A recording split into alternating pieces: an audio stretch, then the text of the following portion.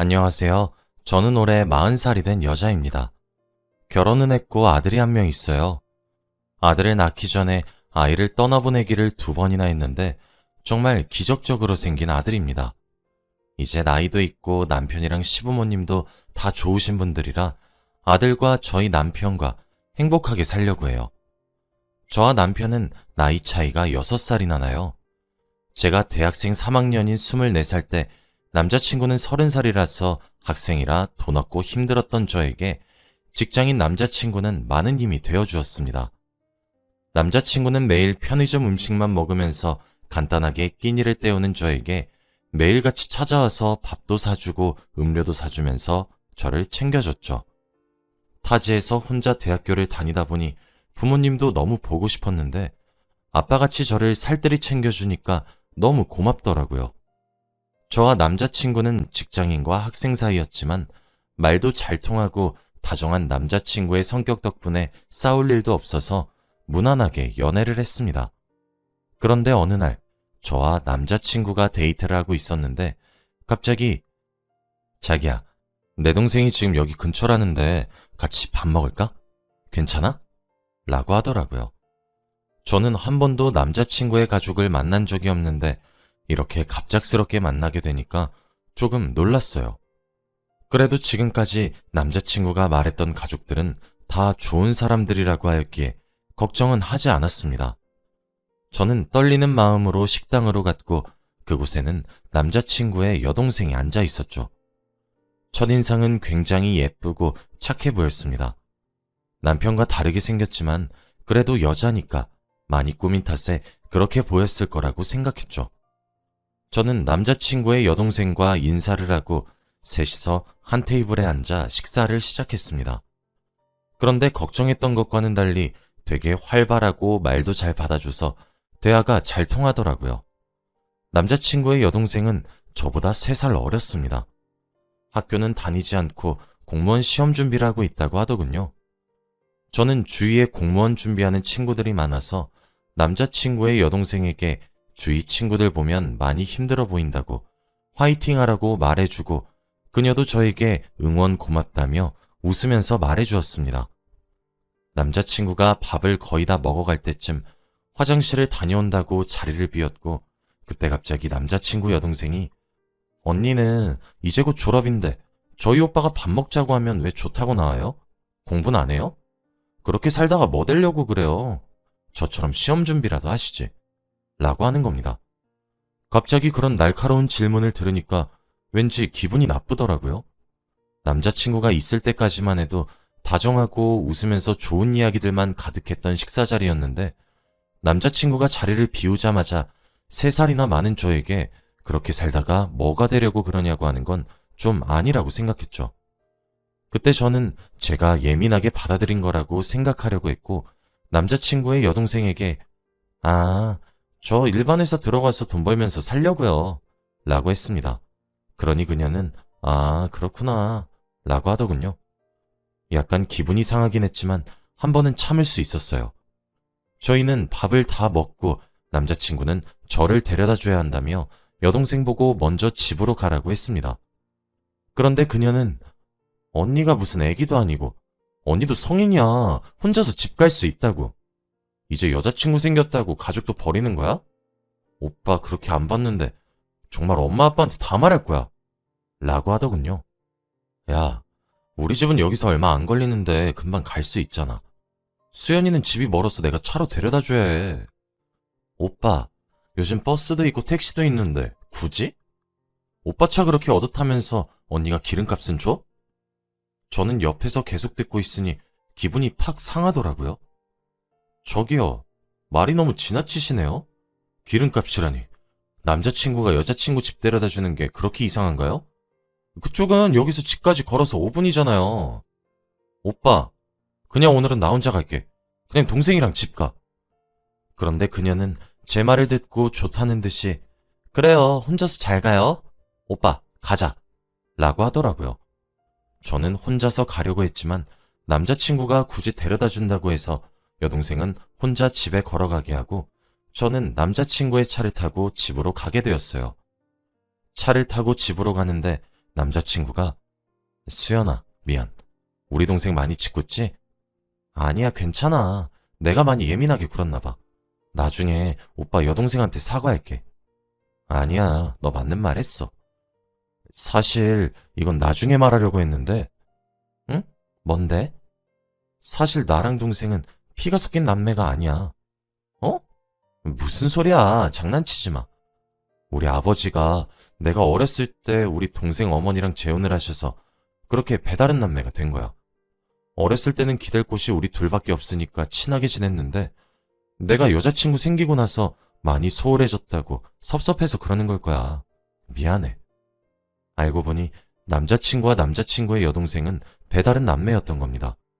그런 아픈 사정을 들으니 그녀가 저한테 했던 모진 말들이 다 섭섭함에서 나온 말들이라고 느껴지면서 이해가 되더라고요.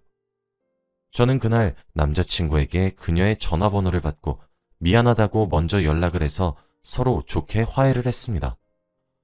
얼마 뒤 제가 대학교를 졸업하자마자 남자친구와 결혼을 하게 되었습니다. 남편은 직장인이고 저는 아직 취업을 준비하는 사람이다 보니까 집에서 집안일을 하면서 취업 준비를 하려고 했죠. 저와 남편은 남편의 직장과 가까운 곳으로 신혼집을 잡았어요. 그런데 얼마 뒤 시누이가 저희 윗집으로 이사를 왔더라고요. 공무원 준비한다던 시누이가 어떻게 혼자서 살 수 있냐고 물어보니 남편 말로는 워낙 고집을 피워서 어쩔 수 없었다고 합니다. 혼자서 공부하느라 바쁠 시누이가 걱정돼서 반찬도 자주 만들어서 냉장고에 넣어주고 청소도 해주려고 했죠. 그런데 저희 신혼생활이 일주일도 되지 않아서 시누이의 괴롭힘이 시작됐습니다. 저희가 자고 있는 새벽 6시부터 저희 집 초인종을 마구 눌러대면서 언니, 오빠, 밥 줘! 라고 하는 겁니다. 남편은 출근이 9시라서 적어도 8시엔 일어나는데 새벽 6시라뇨. 눈곱도 떼지 못하고 문을 열어주면 시누이는 밥을 달라고 합니다. 처음에는 혼자서 먹기 힘들고 시험 준비 때문에 시험 기간에 맞춰서 하루를 움직여야 한다고 하길래 이해하려고 했지만 매일같이 그렇게 찾아오니까 조금은 버겁더라고요. 그리고 이거 만들어줘 저거 만들어줘 하면서 아예 메뉴를 고르고 또 집으로 오면 막무가내로 살림 잔소리를 잔뜩 합니다. 언니, 이렇게 두면 먼지 쌓인다니까? 언니, 이 그릇 깨끗이 씻은 거 맞아? 라고 하면서 무슨 가정도움이 대하듯이 저를 대해요. 그리고 밥을 먹었으면 차려줘서 고맙다고 말을 하거나 아니면 차려주기 전에 자기가 먹고 싶은 재료들을 사오면 될 텐데 그냥 밥 먹고 입을 쓱 닫고 자기 집으로 다시 돌아갑니다. 무슨 저희 집이 식당도 아니고 말이죠. 그래도 시누이가 시험을 준비하니까 예민할 거라고 생각하고 참았어요. 그렇게 한 몇 달 정도를 저희 집에 매일같이 방문해서 밥을 얻어먹고 갔습니다. 그런데 시누이는 여기서 끝나지 않았어요. 남편이 출근하고 집에 저 혼자 있으면 저희 집에 와서는 언니, 돈 좀 빌려주시면 안 될까요? 라고 부탁을 해요. 원래 단 한 번도 애절하게 부탁을 한 적이 없는데 이번에는 제 손을 잡으면서 제발요 언니 라고 했습니다. 제가 돈 관리를 하는 걸 알아서 그런지 시누이가 저한테 부탁을 하더군요. 그래서 저는 얼마 빌려주길 원하냐고 물어보니 무려 1,000만 원이나 빌려달라고 하더라고요. 사실 시누이는 저희 시댁에서 사치 부리는 걸로 유명한데 용돈을 받으면 옷을 사거나 명품 가방 사는데 써버려서 돈이 없어요. 이번에는 신용카드를 막 긁어버려서 한 달 카드값이 1,000만 원이나 나왔다고 하더군요. 저는 우선 생각해 볼게요 라고 했지만 1,000만 원은 너무나도 부담되는 금액이었기 때문에 저 혼자서 결정할 수 있는 문제가 아니었어요. 그래서 남편이 퇴근을 하고 조심스럽게 말을 했습니다. 여보, 오늘 시누이가 와서 나한테 돈을 좀 빌려달라고 하더라고. 뭐? 돈? 얼마 빌려달라고 하던데? 1,000만 원. 뭐? 절대 안 돼. 걔 우리 결혼 전에도 돈 엄청나게 빌려갔다가 아직도 안 갚았어. 맨날 갚는다면서. 이번에 버릇 좀 고쳐놔야겠어. 절대 안 돼. 남편은 원래 화를 내거나 큰 소리를 치는 성격이 아닌데 시누이의 돈에 대해서는 항상 예민하게 반응을 했습니다. 남편의 말에 의하면 결혼 전에도 항상 몇백만 원씩 빌려간 게 수십 번이라고 하더군요.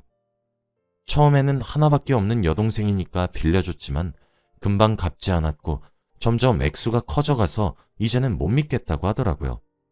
그래서 저는 다음날 신우이한테 죄송한데 안 될 것 같아요 라고 했더니 언니는 그런 걸로도 오빠 설득 못해서 세상 어떻게 살아가려고 그래요? 언니가 우리 집에 들어오면 뭔가 달라질 줄 알았더니 에휴, 근데 말이 너무 지나치시네요. 남편 말도 들어보니까 이미 남편한테 빌려간 돈만 엄청나게 많다면서요. 그럼 그거 다 갚고 빌려드릴게요. 아니 그 많은 돈을 지금 당장 어디서 구해요? 그리고 제가 갚는다고 했는데 왜 저를 못 믿어요? 진짜 짜증나. 시누이는 저희 집 현관문을 쾅 닫고는 자기 집으로 올라갔습니다. 저는 제가 왜 그런 소리를 들어야 하는지 모르겠지만 그래도 나보다 동생이니까 참자 하고 말았어요. 그런데 그날 이후부터 저희 집에 있는 제 귀금속들이 하나둘씩 없어지기 시작하는 겁니다. 처음에는 조그마한 귀걸이였지만 점점 날이 지나갈수록 가방, 옷 등등 큰 물건들이 없어지더라고요. 다들 명품이고 값비싼 제품들이라 저는 시누이를 의심할 수밖에 없었죠. 그래서 시누이에게 혹시 내 팔찌 못 봤어요? 그때 예쁘다고 했던 거 그게 지금 없어졌거든요. 라고 조심히 물어봤습니다. 그런데 시누이는 언니 그거 지금 없어졌다고 저 의심하는 거예요? 제가 아무리 돈이 급하다지만 도둑질은 안 해요. 진짜 사람 뭘로 보는 거예요? 당장 사과해요. 당장. 미안해요, 미안해. 의심한 게 아니라 그 팔찌가 어떻게 생겼는지 아는 사람이 시누이밖에 없어서. 죄송해요. 그냥 혹시 나중에 발견하시면 말해달라고 부탁하려던 거였어요. 언니, 진짜 사람 그렇게 안 봤는데 진짜 기분 나빠요. 그 팔찌 팔아봤자 얼마나 된다고 그래요? 시누이는 무조건 아니라면서 오히려 화를 내면서까지 부인했고 저는 그런 모습을 보니까 시누이가 확실히 아니라는 생각이 들었죠. 그런데 계속해서 제 귀금속과 명품 물건들은 하나씩 없어져 갔고 남편까지 자기가 선물해준 가방들은 어디 갔냐고 물어보기 시작했습니다. 저는 당장 찾아야겠다 싶어서 틈만 나면 제 물건들을 찾아다녔어요. 그런데 우연히 본 카톡 프로필에 제 팔찌와 비슷한 게 있는 겁니다. 바로 시누이 프로필이었어요. 사진을 눌러보니 떳떳하게 제 팔찌를 착용하고 제 목걸이와 제 가방들을 자기 것처럼 치장한 뒤 셀카를 찍어 프로필 사진을 했더라고요. 저는 너무 어이가 없어서 남편한테 다 일러 바쳤습니다. 그런데 남편이 시누이를 정말 혼내더라고요. 남편이 혼내니까 자기가 가져간 걸 인정했습니다. 그리고 저한테 미안하다고 하더라고요. 남편은 화를 참지 못하고 시누이한테 네가 우리 아내 스트레스 받게 해서 이렇게 된 거면 어떡하냐? 라고 이야기를 하더라고요. 스트레스 때문인진 모르겠지만 시누이 탓을 해버리면 화풀이를 시누이한테 해버릴 것 같아 제 몸에 이상이 있다고 생각을 하려고 하는 중이었죠. 그렇지만 남편의 속마음을 그때 알고 나니까 조금은 심란하더라고요. 아무튼 그때 시누이에게 사과를 받고 저는 혼자서 거실에 앉아서 깊게 생각을 하고 있었습니다. 그런데 시누이가 제 옆을 지나가면서 중얼거렸는데 우리 오빠를 어떻게 꼬셔서 저렇게 만들었냐? 생긴 값 한다더니 여우같이 생겨서는 이라고 하더군요. 그러고 자기 집으로 유유히 갔습니다. 안 그래도 심신이 불안정한데 시누이한테 그런 말까지 들으니까 억울하고 화가 나더군요. 평생 이렇게 살다가는 정말 임신도 못하고 죽을 것 같아서 딱 한 번만 시누이에게 반항을 해보기로 했어요. 이렇게 해도 아이가 생기지 않는다면 그땐 제 잘못이라고 생각하려고 했답니다. 원래 제가 TV를 보고 있으면 시누이가 리모컨을 뺏는 건 흔한 일인데 그럴 때마다 볼 게 없네 하고 TV 전선을 뽑아버린 후 제 방으로 갔어요. 그러니 시누이는 언니 전선 다시 꼽아요 라고 소리를 쳤지만 저는 무시했습니다. 시누이가 중얼거리는 말에도 절대 대답하지 않고 시키는 일은 절대 하지 않았어요. 물론 아침마다 밥 차리는 짓도 그만했고요. 그리고 제가 라면을 잘 끓여요. 파랑 양파나 여러 가지를 잘 넣으면서 팔팔 끓이면 정말 맛있거든요. 그래서 다들 제 라면을 좋아합니다. 제가 야식으로 라면을 먹으려고 끓이고 화장실을 가기 위해서 식탁에 잠깐 올려놨는데 그 사이에 신우이가 식탁에서 먹고 있더라고요. 저는 화가 났지만 화가 나지 않은 척 표정을 온화하게 하고 기분 나쁜 내색 없이 다가가서 냄비를 잡고 싱크대에 그대로 갖다 버렸습니다. 신우이는 젓가락을 들고 입에는 라면을 물고 있으면서 어이없다는 표정으로 저를 쳐다보고 있더라고요. 자기가 제 라면을 뺏어 먹은 거니까 아무 말도 못하는 게 너무 통쾌했습니다. 제가 신우이 말 다 무시하고 사람 취급도 안 해주니까 신우이가 너무 화가 났는지 시부모님에게 일러 바쳤더라고요. 그런데 시부모님들의 반응이 더 웃겨요. 저는 시어머니, 시아버지와 워낙 친하게 지냈고 다들 저를 좋아하세요. 그래서 신우이가 시부모님에게 새언니가 나를 일방적으로 무시하고 싫어한다 라고 말을 했는데 다들 우리 며느리가 그럴 리가 없는데 가족끼리 친하게 지내야지. 애 지금 몸도 성하지 않고 해서 많이 힘들 텐데 네가 좀 도와줘야지. 어? 라고 했다고 합니다. 아무도 신우이 편을 들어주지 않았죠. 신우이는 아무도 자기 편을 들어주지도 않고 돈도 없으니까 하루 종일 집에만 있더라고요. 그러면서 제 성질을 제대로 긁어댔어요. 제가 처음에 취업 준비를 한다고 했잖아요. 그런데 집에서 남편 내조를 하고 아이를 잃는 경험도 2번이나 하다 보니까 취업 준비는 거의 안 하는 거라고 해도 마찬가지였어요. 남편의 월급으로 저희 둘이서 먹고 살 정도는 충분했거든요. 그런데 저한테 신우이가 언니 공부 좀 해요. 자격증이라도 따서 알바라도 하던져. 진짜 평생 우리 오빠 돈 받아가면서 살려고요? 민폐야 진짜. 저는 그래도 결혼이라도 했지 신우는 마땅한 직업도 없고 결혼도 안 했으면서 저한테 이래라 저래라 하더라고요. 그래서 저는 뭐 어때요? 이렇게 살다가 신우처럼 되겠죠 뭐.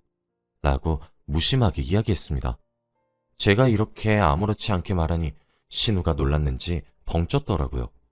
그러면서 자기 집으로 다시 올라갔습니다. 그렇게 제가 투명인간 취급하고 말대꾸도 안 해주고 하니 저희 집에 와서 저를 놀리는 재미가 없어졌는지 한동안 저희 집에 오지 않더라고요. 그래서 저도 그 시간을 즐기고 남편과 오붓한 시간도 같이 보냈습니다. 남편도 신우의 행방에 대해서 궁금해하지 않았어요. 그렇게 몇 주 뒤 가족 모임이 생겨서 저희 시부모님과 저와 남편 그리고 신우가 식당으로 가서 오랜만에 한 테이블에 앉아 도란도란 이야기를 나누면서 식사를 하고 있었어요. 그런데 갑자기 신우가 가족들 앞에서 오빠 나 돈 좀 빌려주라. 어? 이번엔 진짜 갚을게. 우리 남매잖아. 하나밖에 없는 여동생한테 이 정도도 못 해줘? 라고 하더라고요. 아예 부모님 앞에서 대놓고 남편한테 부탁하면 남편이 아마 돈을 빌려주겠다고 할 줄 알았나 봐요. 하지만 남편은 그런데 네가 한 번이라도 갚았으면 줄 텐데 나한테 돈 빌려가 놓고 단 한 번도 갚은 적 없잖아. 갚을 노력이라도 안 했잖아. 그래서 이번은 좀 힘들겠다. 라고 단호히 말했어요. 저희 남편의 말에 시부모님도 이해를 하시는지 아무런 말도 없으시더라고요. 그런데 신우이가 갑자기 그렇게 심보를 못 대겠으니 애가 안 나오지. 라고 혼자서 중얼거렸습니다. 그런데 중얼거려도 거기 있는 저희는 전부 다 들었죠. 이때까지는 저한테 화를 내고 못되게 굴어서 다 이해하고 봐줄 수 있었지만 간절히 임신을 원하는 사람한테 그런 모진 말을 하면 안 되는 거잖아요. 저는 순간 너무 울컥해서 눈에 눈물이 맺혔고 저희 테이블은 아무 말도 오가지 않았습니다. 그때 저희 남편이 일어나서 신우의 뺨을 내리쳤어요. 저는 너무 놀라서 남편을 말렸지만 남편은 단단히 화가 났었죠. 너 새언니한테 그렇게밖에 말 못해? 네가 내 친동생은 아니었어도 하나밖에 없는 동생이니까 다 참을 수 있었어. 그런데 이건 아니지. 너 당장 사과해. 오빠, 미쳤어? 내가 사과하게?